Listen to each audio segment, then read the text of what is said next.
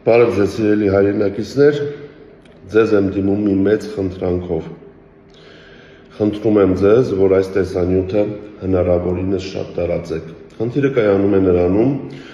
որ վերջին ժամանակահատվածում, հատկապես վերջին 1 տարվա ընթացքում,